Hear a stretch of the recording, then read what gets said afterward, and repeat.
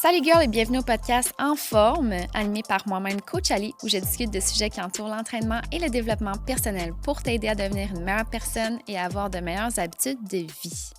Comme à mon habitude, petite mention si tu les remarquer, c'est une équipe d'experts. Si jamais tu as envie de t'enregistrer un podcast ou tu pourrais connaître une amie ou un ami qui aimerait enregistrer un podcast, on suggère fortement le studio Les Remarqués. Donc aujourd'hui, un beau sujet, je vais parler de 5 conseils assez simples et faciles de mettre en place pour avoir une meilleure alimentation au quotidien. Je pense que c'est pertinent d'aborder ce sujet-là parce que s'il y a bien une sphère au niveau de la remise en forme qui est difficile à mettre en place, c'est beaucoup l'alimentation parce qu'il faut venir des fois un petit peu comme briser des règles qu'on a établies au fil des dernières années. Puis c'est sûr que c'est quelque chose qui va permettre d'avoir une certaine évolution. Puis il faut aller chercher une progression à travers ça, des baby steps. Donc, je vais partager 5 actions que tu peux mettre en place dès maintenant. Puis mon objectif, c'est de savoir en commentaire qu'est-ce que tu vas mettre en place dès aujourd'hui. J'aimerais ça savoir, honnêtement, tu le sais, là, au fil des podcasts, j'aime ça, les connexions, j'aime ça savoir qu'est-ce qu'il y en est, de qu'est-ce que tu peux mettre en place. Puis ça me fait tellement plaisir de lire chacune de vous qui met des messages. Fait que, sincèrement, pour vrai, si on peut partager les points qui vont être pertinents, laissez-moi savoir. Donc, je vais revenir au sujet du podcast d'aujourd'hui. Donc, les 5 conseils. Le premier conseil que j'ai à te suggérer, à mettre en place dès maintenant, c'est de faire un ménage de ton frigidaire et de ton garde-manger. Si jamais tu habites avec d'autres personnes, c'est peut-être un petit peu plus difficile, mais je vais te donner des trucs là, au fil du point. Mais dis-toi que première chose, c'est tu sais, la fameuse expression « loin des yeux, loin du cœur », c'est un petit peu la même chose en alimentation, OK? Moins les alternatives sont dans ta face et te sautent aux yeux, moins tu vas y penser, puis moins tu vas les craver. Donc, c'est très pertinent de venir faire un petit ménage à ce niveau-là. C'est comme la première étape qu'il faut absolument que tu fasses.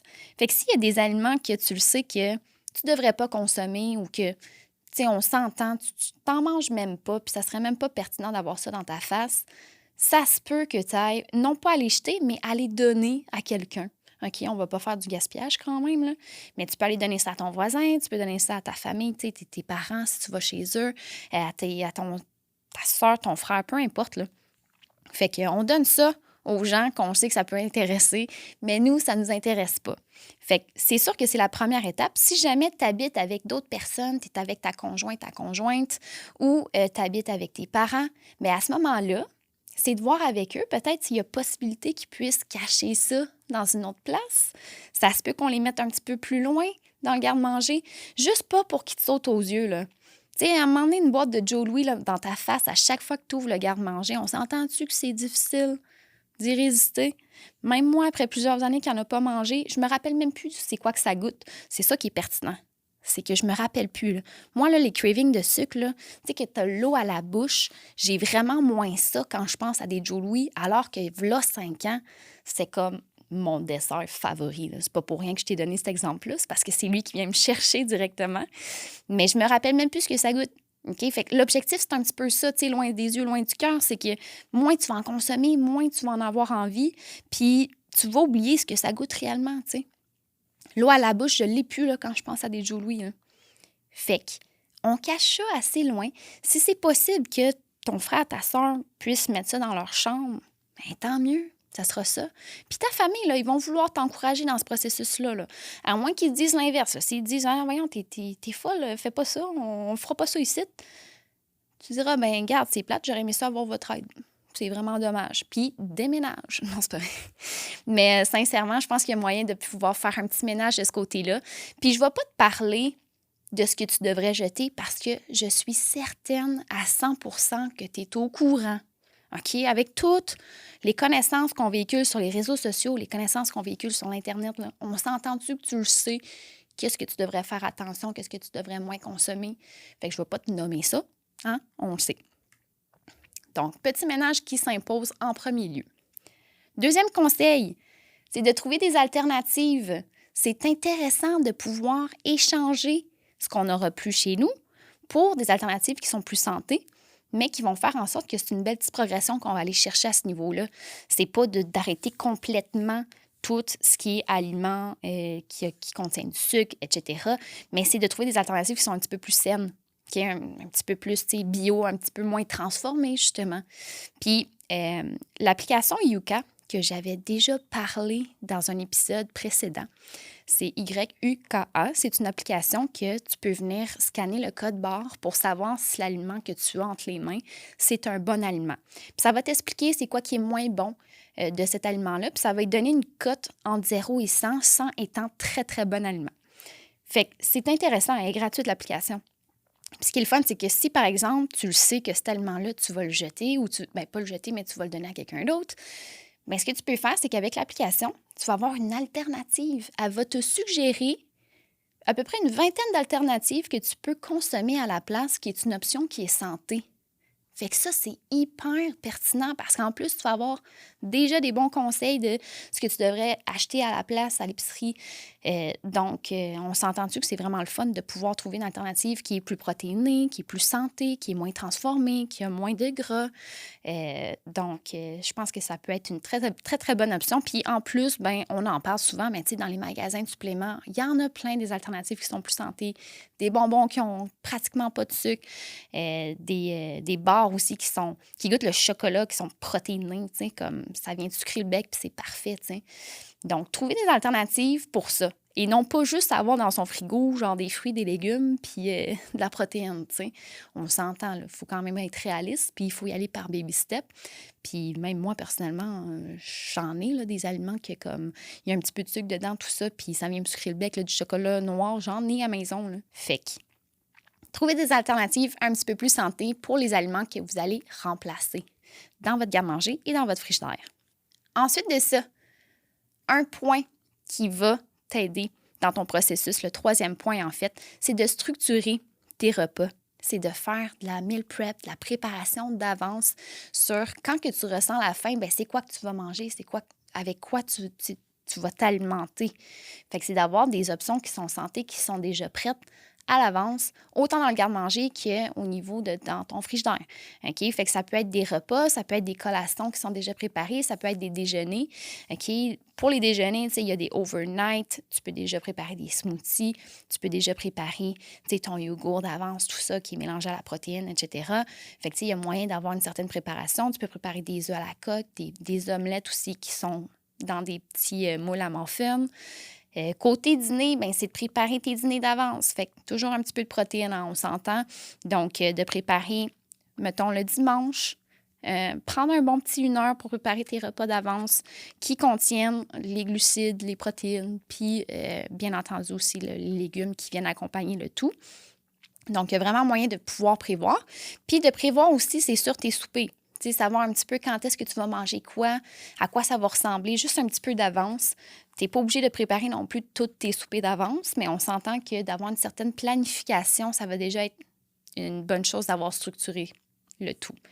Ça va aider grandement à avoir une meilleure alimentation en général. Tu vas moins avoir tendance aussi à commander sur Uber ou au resto, tu sais. On s'entend. Fait que c'est sûr que de se préparer puis de prévoir, de planifier, c'est un point qui est important à mettre en place. C'est sûr que ça demande plus de temps. C'est pour ça que c'est mon troisième point. Tu sais, si d'emblée, là, ton premier point, tu as respecté d'avoir fait le ménage dans ton garde-manger, ton frigidaire. Deuxième point, tu as trouvé des alternatives qui sont plus santé. Troisième point, c'est sûr que c'est de mettre ça en place pour avoir une certaine planification. OK? Fait que ça, c'est sûr que ça va t'aider aussi grandement. Si tu planifies de juste structurer tes dîners, puis ça sera au moins ça. On s'entend-tu? Ou si tu te dis, bien, je vais commencer par planifier mes déjeuners, bien, c'est au moins ça. Tu n'as pas besoin de planifier les 3 tout de suite d'avance. OK? Mais prévois juste un petit peu le step que tu vas enchaîner, OK? Au sens où on commence tout à quelque part. Il n'y a personne qui commence en disant, hey, cette semaine, là, je vais prévoir mes déjeuners, mes dîners, mes soupers d'avance, puis je vais faire 3 heures de cuisine le dimanche pour ça. Une chose à la fois. Là. On commence peut-être par les déjeuners, puis ensuite, on va enchaîner pour les autres. Là. OK? 4e point, j'aimerais ça que tu prennes un moment, OK, le dimanche pour te dire cette semaine, où est-ce que je me challenge? OK? Où est-ce que je viens me challenger au niveau alimentaire? Où est-ce que je peux venir faire une petite progression? Moi, je le fais personnellement encore aujourd'hui, de me dire, hey, cette semaine-là, je vais faire attention. Tu sais, je sais que l'été, c'est une période qui est un petit peu plus festive. Je risque de peut-être avoir des invitations à aller au restaurant, tout ça. Bien, je vais me fixer un objectif que je vais aller peut-être 2 fois au restaurant cette semaine. Bien, il y a une fois sur 2 que je vais bien m'alimenter, puis la deuxième, je vais plus me permettre ce que j'ai envie de manger.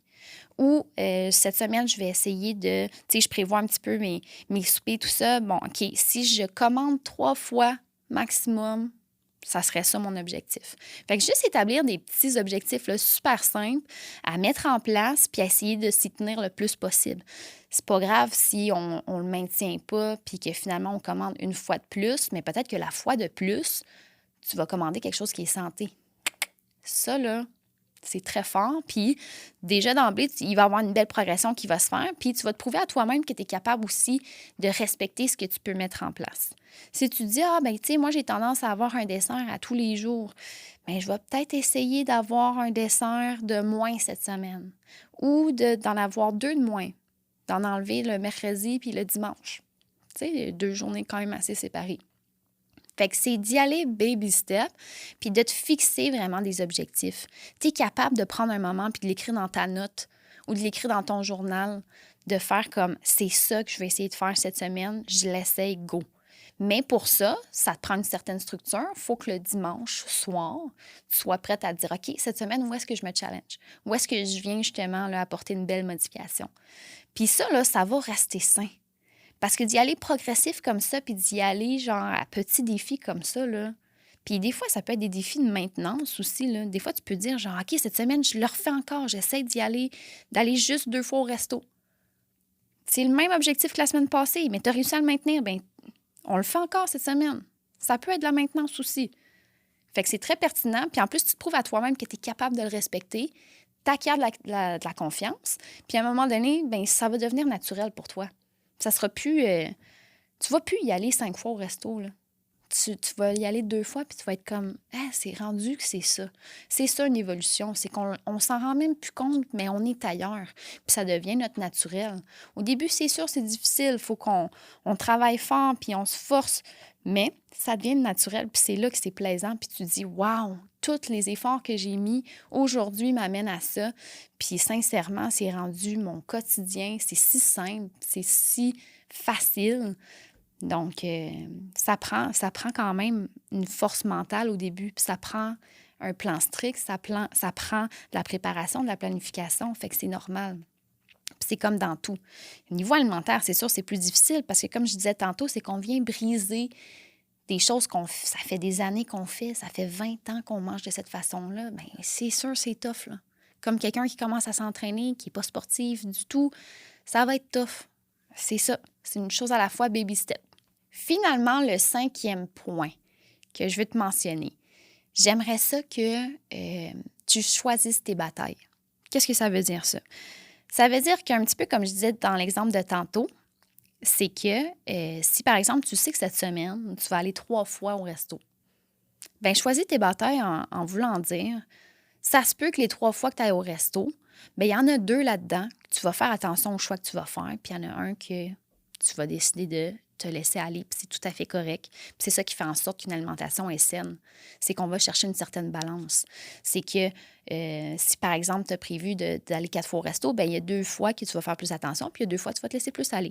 Fait que, tu sais, ça prend une certaine balance dans tout ça. Donc, ce qui fait en sorte qu'on est capable de le maintenir sur le long terme. Mais il faut que tu choisisses quand même tes batailles. Il faut que tu choisisses comme ce que tu es prête à consacrer à l'aspect que tu vas faire plus attention, que tu vas t'autoriser d'un petit peu plus aussi, cheater à certains endroits, puis c'est tout à fait correct. Puis c'est ça un petit peu l'aspect de on choisit où est-ce qu'on établit nos limites. Puis c'est pas juste comme ah, ben tu sais, cette semaine, je vais 4 fois au resto, puis ah, je vais mal manger. Bon, ben tant qu'à mal manger, cette semaine-là, je vais y aller all-in dans mal manger. Puis ça, c'est plate, là. Ça, c'est comme abandonner. Là, il n'y a pas de bataille, là. Tu ne fightes pas. Tu n'es pas en train de fighter, là. OK? Tu as abandonné le combat. Fait que c'est pour ça que ton mindset aussi va se forger à travers ça.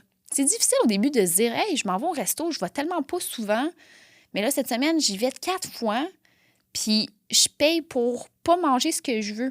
Ah, ça se peut que ça vienne te chicoter, mais ça se peut aussi que tu découvres que finalement, t'aimes ça manger une salade au resto. Finalement, t'aimes ça commander.